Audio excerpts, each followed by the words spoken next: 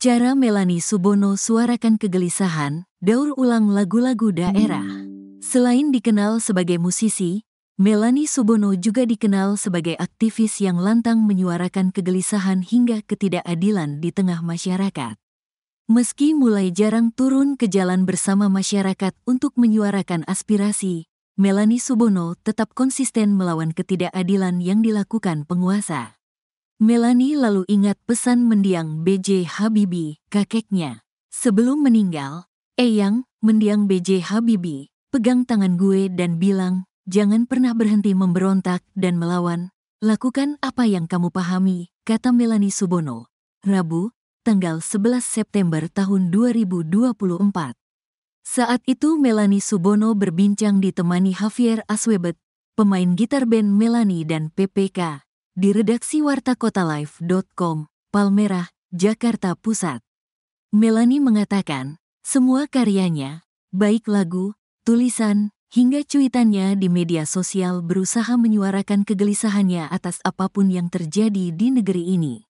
Gue pakai seni untuk melawan ketidakadilan, ucap Melanie yang sekarang berusia 47 tahun tersebut. Gue harus bisa menyampaikan pesan perubahan. Sekarang sudah nggak mungkin ngomong pakai urat, jadi harus lewat seni, lanjutnya. Saat ini Melanie membentuk band Melanis dan PPK dan menyanyikan ulang karya para seniman daerah untuk dikenalkan lagi ke generasi muda.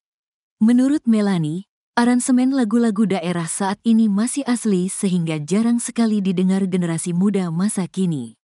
Gue dan Melanie dan PPK aransemen ulang lagu-lagu daerah dan menyanyikannya setiap kali manggung, kata Melanie Subono. Mendaur ulang lagu-lagu daerah ini adalah salah satu bentuk perlawanan gue, lanjutnya.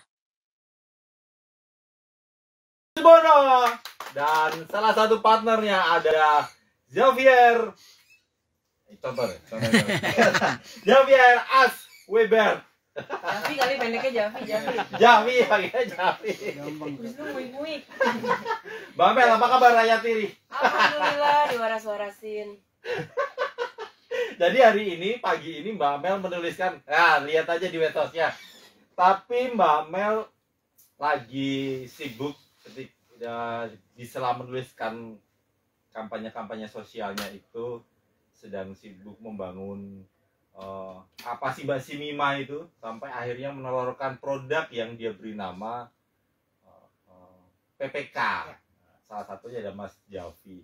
Mas Javi ini asli Jawa. Jauh banget kalau mukanya tadi, jauh banget mukanya. Coba tebak dari mana? Ketahuan kan? Jauh banget mukanya. Mau Mbak? Si Mima itu gini loh. Apa ya? Sudah lama kan itu baru. Gue mempunyai sebuah dari sebuah perjalanan panjang gitu ya, dipendekkan adalah gue pengen mencoba melakukan dengan semua peluru-peluru yang gue punya. Apapun yang gue sampaikan harus membawa pesan perubahan, menyentuh orang atau apapun itu. Di Rumah Harapan. Betul. Begitu juga dengan gue. Ini anak kedua berarti Mbak setelah Rumah Harapan. Wah, anakku akeh Mas. Banyak Rumah anaknya. Harapan Melanie.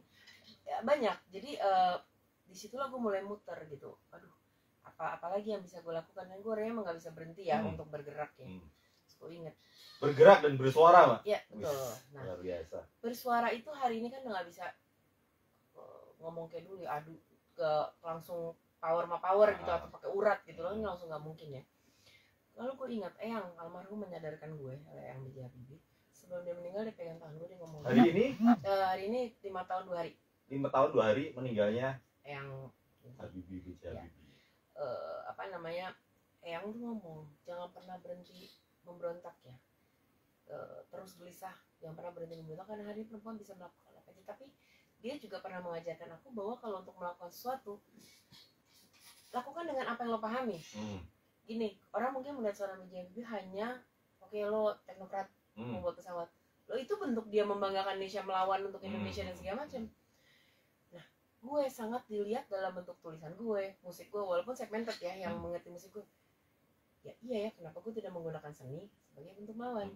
Melawan itu kan tidak hanya meneriakan isu sosial, bisa aja bagaimana sih anak-anak sekarang bisa mencintai Indonesia lagi, belum sampai melawan ya. Perkenalin aja dulu ulang Indonesianya.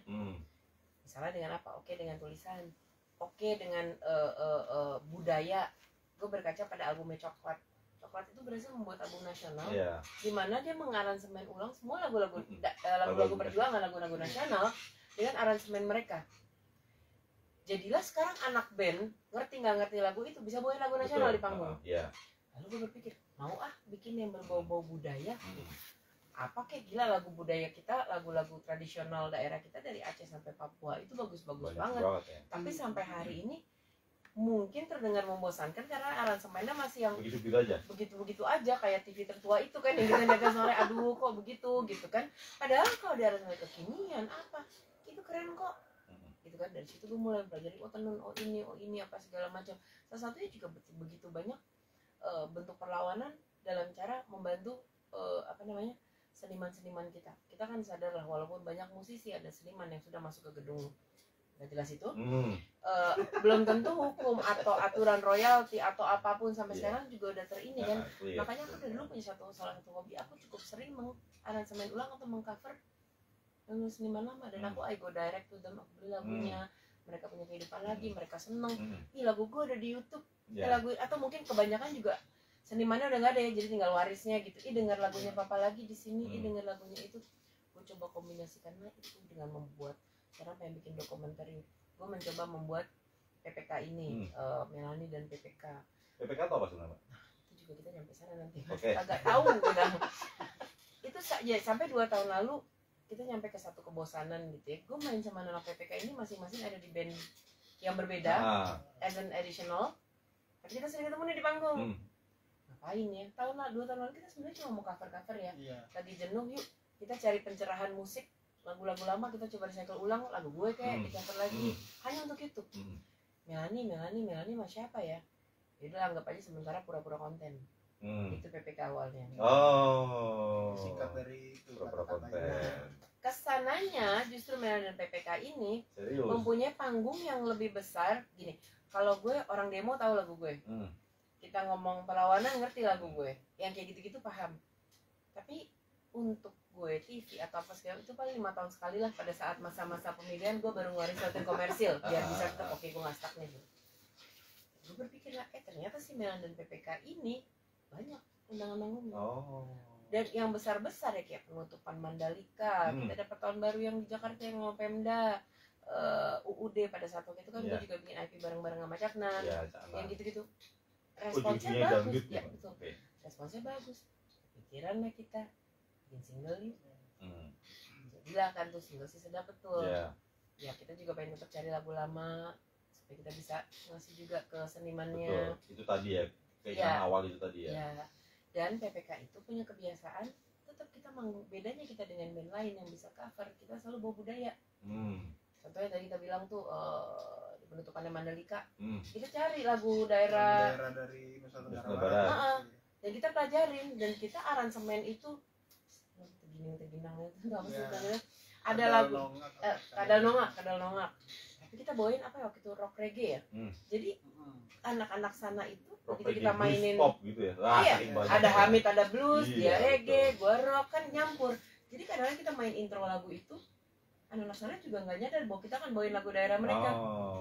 Gitu kan, jadi itulah bedanya sih dengan PPK ini. Tapi gue dapet tuh pengen kenalin budayanya, perlawanannya, kita pengen menghidupkan seniman lama. Nah akhirnya begitu ngeluarin single, kan lu kalau ngirim rilis harus ada nama ya artisnya atau naikin ke platform. Nama apa ya, kita diskusikan, lucu orang selama ini udah tahu kita di flyer-flyer dan PPK, masa ganti lagi sih. Kepada bilang udah biarin aja PPK, Melan dan PPK. Ya udah kita pakailah tuh Melan dan PPK. Sekarang PPK-nya apa kagak tahu. Kan itu dulu pura-pura konten. Sekarang udah gak ada pura-pura lagi. Sekarang udah jadi konten bener. Nah apa PPK-nya? Apa Mas Javi? Masih belum tahu, kadang bikin ini juga sih di Instagram kita ya. Maksudnya apa netizen gitu. Belum nemu lagi nih PPK-nya apa. Gak ada yang bener jawabannya juga. Setelah serius berkarya ya.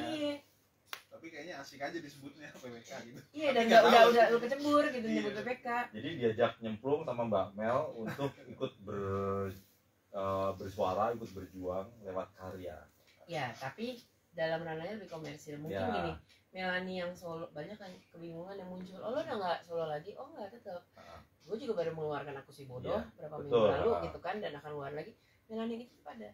Bedanya itu, apa? Itu curahan hati rakyat tiri itu ya, Mas? Ya, bedanya apa ya di lirik tema. Okay. Melani yang solo akan tetap ya itu berjuang lewat karya itu tadi. Betul. Suara. Nah kalau ini ya dalam bentuk lain kita perkenalkan budaya. Iya. Okay. Bukan nggak mungkin, gue juga menemukan segmentasi market baru yang mungkin nanti bisa otomatis dia jadi kenal rakyat tiri juga, atau rakyat tiri juga bisa mengenal budaya. Yavi mungkin dengan band lainnya bisa, oh juga ada ini nih, mungkin anak reggae juga bisa, oh ada budaya. Jadi kayak pengen apa ya, memperkenalkan semuanya aja gitu. Mas Javi awalnya sampainya gabung dengan Mbak Mel itu memang nggak pede apa gua harus sama dia?